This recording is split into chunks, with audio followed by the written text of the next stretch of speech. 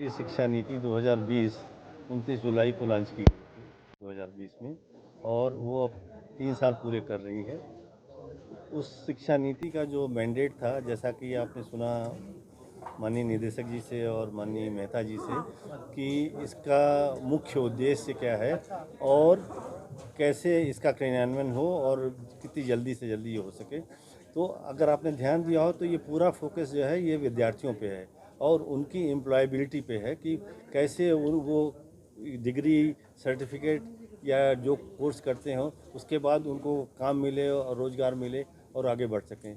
या दूसरा, जैसे कि निदेशक साहब ने बताया कि प्रौद्योगिकी में पूरी एम्फेसिस ये होती है, और मेरा ख्याल सरकार की, हम सब की ये होती है कोशिश, जैसे हमारे मेडिकल में भी, कि हम जॉब क्रिएटर्स बनाएं, न कि जॉब सीकर्स बनाएं, क्योंकि ज़्यादा से ज़्यादा लोगों को जॉब दें और जो अनएम्प्लॉयमेंट हो वो कम हो और देश आगे बढ़े। तो सारा फोकस शिक्षा नीति का यही है। इसीलिए उन्होंने तरह तरह के एवेन्यूज़, रास्ते निकाले हैं उसमें कि मल्टी डिसिप्लिनरी हो। जैसे अभी निदेशक साहब ने बताया कि आप एक इलेक्ट्रॉनिक्स इलेक्ट्रिकल में कर रहा है तो उसके हार्डवेयर पे काम कर सकता है, सिमिलरली सॉफ्टवेयर और हार्डवेयर कंप्यूटर में, तो वो डुअल डिग्री टाइप का एक तरह का हो जाएगा। उसकी एम्प्लॉयमेंट की या एम्प्लॉयमेंट क्रिएट करने की अपॉर्चुनिटी और बढ़ जाती हैं। तो और ख़ासकर उसमें भी है कि जो रिसर्च में इंटरेस्टेड हैं, आजकल काफ़ी फोकस है कि इनोवेशन होना चाहिए, एंटरप्रेन्योर होना चाहिए।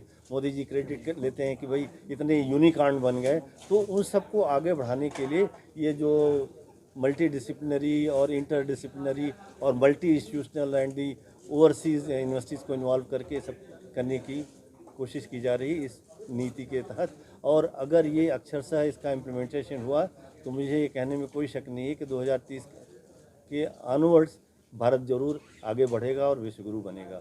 इन्हीं जो हो रहा है इसको विदेशी छात्रों को आकर्षित करने के लिए क्या कोशिश की? बहुत अच्छा आपने सवाल पूछा है।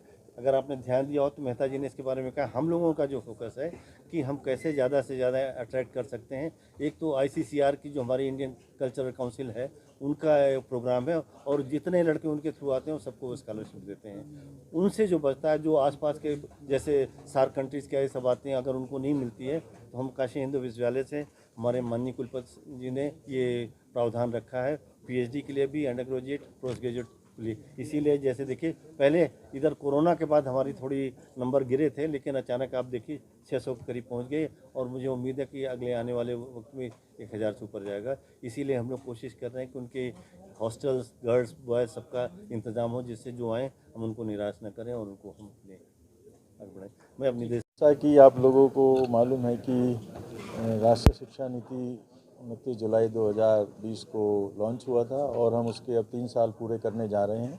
और इन 3 सालों में मैं ये कहूँगा कि हम लोगों ने काफ़ी कुछ अचीव किया है, इसको इम्प्लीमेंट भी किया है। और जो कुछ थोड़े बहुत अभी इश्यूज़ हैं जो बाकी बचे हुए हैं, उनको भी हम लोग इम्प्लीमेंट करने की दिशा में आगे बढ़ रहे हैं। और मुझे लगता है कि अगर इस शिक्षा नीति को हम पूरी तरह से इम्प्लीमेंट कर पाएँ, लागू कर पाएँ, जो हम करेंगे, तो हमारे जो एकेडमिक इंस्टीट्यूशंस हैं वो किसी से कम नहीं है, क्योंकि हमारे यहाँ हर तरह की शिक्षा, हर तरह का एक शिक्षा के लिए एनवायरनमेंट है। और कोशिश यही रहती है कि बच्चों को कैसे फ्रीडम दिया जाए उनको आगे बढ़ने के लिए, जो वो पढ़ना चाहते हैं उनको उसी तरह के कोर्सेज ऑफ़र किए जाएं, क्योंकि आपको मालूम है कि कंपटीशन बहुत है आजकल एडमिशन के टाइम पे। स्टूडेंट पढ़ना कुछ और चाहता है, ब्रांच उसको कुछ और मिल जाती है। तो हम ये चाह रहे हैं कि फ्लेक्सिबिलिटी के थ्रू और मल्टी डिसिप्लिनरी जो हम एजुकेशन स्टूडेंट्स को ऑफ़र कर रहे हैं, तो उसको एटलीस्ट वो सब्जेक्ट पढ़ने का एक मौका मिले और वो आगे बढ़ सके। और यही कोशिश है कि वो जॉब क्रिएटर्स बने, ना कि जॉब सीकर्स। और ये खुशी की बात है कि हर संस्थान में अब इस दिशा में बहुत काम हो रहा है और सरकार भी बहुत पैसा भी दे रही है और बहुत सारी स्कीम्स भी लॉन्च किया हुआ है। जैसे हमारे यहाँ IIT में टेक्नोलॉजी इनोवेशन हब के नाम से एक प्रोजेक्ट दिया है, तो उसमें है कि अगर कोई स्टूडेंट साइबर फिजिकल सिस्टम्स के ऊपर स्टार्टअप करना चाहे तो उसके लिए फंडिंग का प्रोविज़न है। बहुत सारी ऐसी स्कीम्स अब गवर्नमेंट लेके आ रही है कि आप स्टूडेंट्स को प्रमोट करिए, उनको फंड करिए, उनको आगे बढ़ने का मौका दीजिए और उनको कोशिश करिए कि वो अपना कुछ नया प्रोडक्ट, नया आइडिया कुछ ग्राउंड पे लेके आएँ। तो हम इस दिशा में काम कर रहे हैं और मुझे खुशी है कि हमारा काम भी सेटिस्फैक्टरली चल रहा है। कुछ एक दो इश्यूज़ हैं जो अभी शायद हम नहीं कर पा रहे हैं, जैसे इंटरनेशनल स्टूडेंट्स को इनवाइट करने के लिए, क्योंकि कुछ हैं हमारे यहाँ लेकिन उतने नंबर नहीं है, उतनी संख्या में नहीं है, क्योंकि कई बार ये रहता है कि कुछ कंस्ट्रेंट्स होते हैं। बट कोशिश है कि ज़्यादा से ज़्यादा स्टूडेंट्स को हम अपनी तरफ अट्रैक्ट कर पाएँ और कोशिश करें कि एक IITs का और जो एक बनारस हिंदू यूनिवर्सिटी का हम लोगों का एक साथ में एक सहयोग है, तो उसको आगे दिशा में लेके जाए।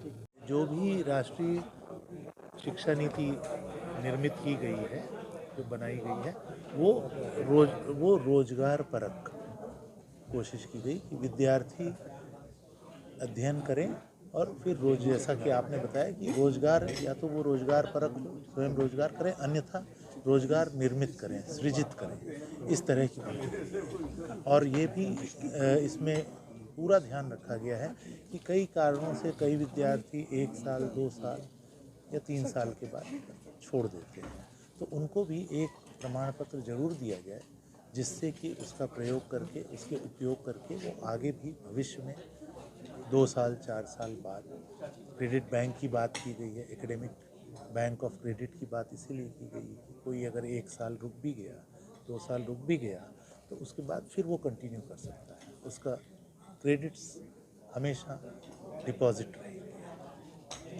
और मुख्य बात इसमें यही है कि रोजगार परक शिक्षा पे ध्यान दिया गया है। इसी के लिए एक स्किल इन्हांसमेंट प्रोग्राम भी है और उसमें इस तरह के ही कोर्सेज रखे गए हैं जो साल भर के हों, जिसमें कोई एजुकेटेड उस कोर्स को भी करे और कोई स्वयं अपना कोई धंधा शुरू कर सके या उसके प्रयोग से कहीं किन्हीं अन्य संस्थानों में अपनी सेवा दे सके, इस तरह की चीज़ें।